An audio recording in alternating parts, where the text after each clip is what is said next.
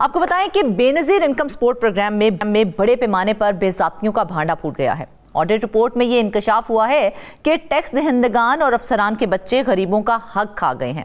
صرف یہی نہیں، 30 لاکھ سے زائد خواتین کو 117 ارب روپے کی ادائیگیاں بنا کسی جانچ پڑتال کے کی گئی ہیں، جبکہ بڑی تعداد میں خواتین کے شوہروں کا شناختی کارڈ بھی موجود نہ ہونے کی وجہ سے رقوم غیر مستحق افراد کو ملنے کا خدشہ بھی ظاہر ہوا ہے۔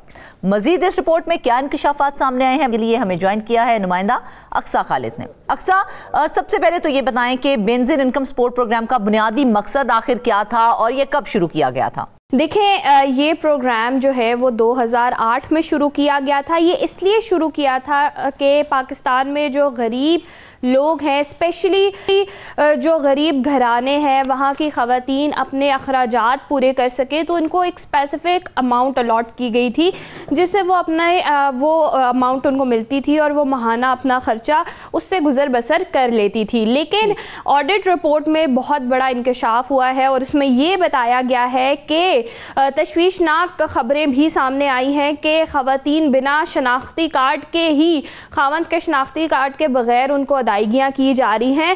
انہیں ماہانہ کچھ ایسے پیسے دیے جاتے تھے جس سے وہ اپنا خرچ چلا سکیں، اور یہ پیسے کہاں جا رہے ہیں؟ یہ پیسے جا رہے ہیں افسران کے پاس، جو کہ آڈٹ رپورٹ میں انکشاف کیا گیا۔ اور یہ بہت حیران کن بات ہے کہ جو لوگ ٹیکس پیئرز ہیں وہ اب بے نظیر انکم سپورٹ سے سپورٹ لے کر اپنے گھرانے چلا رہے ہیں، اور جو کہ اس کے حقدار ہیں، جن کے لیے 2008 میں پروگرام شروع کیا گیا تھا، وہ اس پروگرام سے محروم ہیں اور ان تک پیسے پہنچ ہی نہیں رہے، بلکہ پیسے کہاں، کیسے اور کن ہاتھوں میں جا رہے ہیں، یہ تمام انکشافات کیے گئے ہیں اس آڈٹ رپورٹ میں۔ اچھا اقصیٰ، جو آپ آڈٹ رپورٹ کا ذکر کر رہی ہیں، یہ جو حالیہ آڈٹ رپورٹ آئی ہے، اس میں سب سے بڑی بے ضابطگی کون سی سامنے آئی ہے؟ دیکھیں، آڈٹ رپورٹ جب سامنے آئی تو اس میں حیران کن انکشافات کیے گئے۔ سب سے بڑی جو بات یہ بتائی گئی کہ جی بڑے پیمانے پہ بے ضابطگیاں ہو رہی ہیں۔ اب اس میں کیا ہے، مثلاً 30 لاکھ خواتین کے شوہروں کے شناختی کارڈ ریکارڈ میں موجود ہی نہیں ہے۔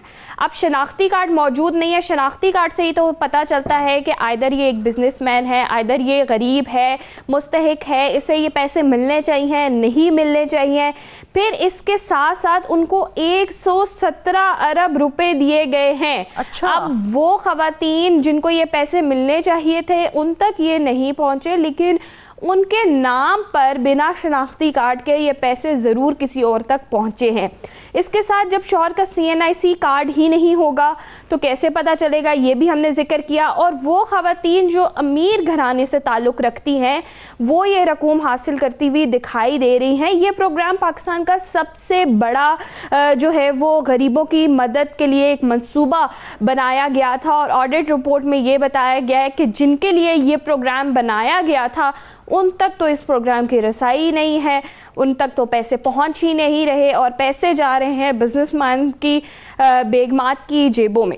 اچھا اقصیٰ، 30 لاکھ خواتین کا ذکر آپ کر رہی ہیں کہ 30 لاکھ خواتین کے شوہروں کے شناختی کارڈ موجود نہیں ہیں لیکن انہیں سپورٹ کیا جا رہا ہے، لیکن شناختی کارڈ کی اس پورے منصوبے کے اندر مین جو اہمیت ہے وہ کیا ہے، ہمیں بتائیے گا، اور اگر نہ ہونے سے کون سے دیگر مسائل ایسے ہیں جو پیدا ہوئے ہیں؟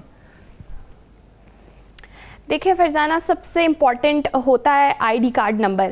جب ایک لڑکی ہے، اس کی شادی ہو جاتی ہے تو اس کا شوہر کیا کرتا ہے اسی پر تو ڈیسائیڈ ہوگا کہ آئدر یہ جو ہے وہ اپلیکیبل ہے، کیا یہ اتنا اپنا ماہانہ خرچ چلا سکتی ہے، نہیں چلا سکتی، کیا اسے یہ پیسے ملنے چاہیے، نہیں ملنے چاہیے۔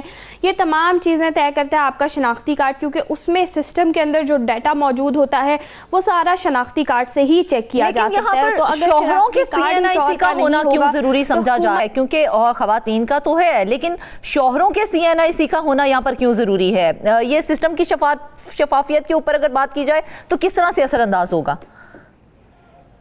دیکھیں، جب ایک لڑکی کی شادی ہوتی ہے تو اس کے بعد وہ ہمارے معاشرے میں ڈیپینڈ ہو جاتی ہے اپنے شوہر کے اوپر، تو لڑکی کا شناختی کارڈ اس لیے نہیں دیکھا جاتا کہ وہ کیا کما رہی ہے، یہ اس وقت زیر بحث نہیں ہے. شوہر کتنا کما رہا ہے، کیا وہ اپنا گھر چلا سکتا ہے یا نہیں چلا سکتا ہے، کیونکہ یہ جو رقم ہے وہ خواتین کو اس لیے دی جاتی ہے تاکہ وہ اپنے گھر کا گزر بسر بہترین طریقے سے کر سکے.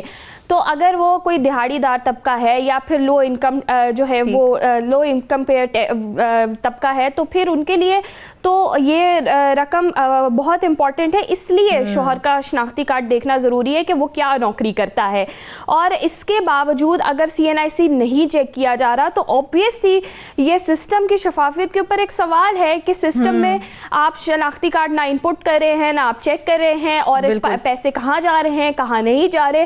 حکومت کے پاس کوئی ریکارڈ موجود نہیں ہے اور نہ بائیو میٹرک کی تصدیق موجود ہے کہ یہ پیسے 117 ارب کا ہم نے ذکر کیا یہاں پر کہ یہ پیسے کہاں جا رہے ہیں، حکومت کو معلوم نہیں ہے. اچھا اقصیٰ، بے نظیر تعلیم وظائف کی اگر ہم بات کریں تو ان کے اندر بھی ہم نے دیکھا ہے کہ بہت سی خامیاں ہیں، بہت سی بے ضابطیوں کا انکشاف ہوا ہے، تو وہ کون کون سی ہیں؟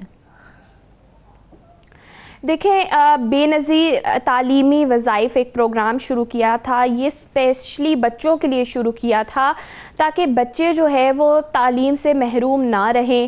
اگر ایک غریب طبقہ ہے، غریب گھرانہ ہے، وہ نہیں پے کر سکتے اسکول کی فی، تو ان کے لیے یہ پروگرام سٹارٹ کیا گیا تھا تاکہ وہ بہترین طریقے سے اپنی ایجوکیشن کو کنٹینیو کر سکیں. اور اس سے نہ ہی صرف ان بچوں کی یا اس گھر کی گروتھ ہوگی، معاشرے کی بھی گروتھ ہوگی. تو یہ بے نظیر تعلیمی وظائف کے نام سے ایک پروگرام سٹارٹ کیا گیا تھا. لیکن اس کا ایک سیٹ اپ کیا گیا تھا جس میں یہ بتایا گیا تھا کہ کم از کم یہ شرط رکھی گئی تھی کہ بچے کی جو اٹینڈنس ہے، جو اس کی حاضری ہے، وہ 70% ہونی چاہیے. اس کے بعد اس کو یہ پیسے ملیں گے جس سے وہ اپنی ایجوکیشنل ریکوائرمنٹس کو پورا کر سکے گا. لیکن آڈٹ رپورٹ میں یہ انکشاف ہوا ہے کہ لاکھوں بچوں کو پیسے دیے گئے ہیں جن کی حاضری جو ہے وہ 70% سے کم تھی. کیونکہ کسی بھی کام کے کرنے کے لیے ایک پورا پروسیس ہوتا ہے جس کو فالو کرنا پڑتا ہے. آخر اس پروسیس کو فالو کیے بغیر کس طرح سے رقم کی ادائیگی کر دی گئی؟ بالکل، آپ یہ دیکھیں نا کہ سسٹم کو چیک کرنے والا ہی کوئی نہیں ہے. بچوں کے پیسے کہاں جا رہے ہیں، کہاں نہیں جا رہے، یہ تو ماہانہ طور پر جا کے حکومت کا ایک سسٹم انیشیٹ کرنا چاہیے جس سے یہ پتہ چلے کہ کیونکہ اب تو سسٹم ایڈوانس ہو چکا ہے، ہر چیز ڈیجیٹلائز ہے، تو وہ چیزیں ابھی تک اگر رجسٹرز میں موجود ہوں گی تو پھر اس کا تو کچھ بھی کیا جا سکتا ہے، وہاں پہ تو کوئی بھی ہیرا پھیری کی جا سکتی ہے. اور یہ بھی بتایا گیا ہے کہ جو بچے اسکول جا ہی نہیں رہے یا اسکول چھوڑ چکے ہیں ان کے نام پر بھی پیسے لیے جا رہے ہیں. تو آپ یہاں سے ہی سسٹم کا اندازہ لگا لیں کہ کتنا عمل کیا جا رہا ہے سسٹم کے اوپر بھی، سسٹم کے نظام کو بھی کتنا دیکھا جا رہا ہے، اور پیسے کہاں جا رہے ہیں. کیا ان سرکاری اسکولوں کے یہ ٹیچروں کے جیبوں میں جا رہے ہیں یا پھر کسی سرکاری افسران کی جیبوں میں جا رہے ہیں، اس کا کچھ پتہ نہیں ہے.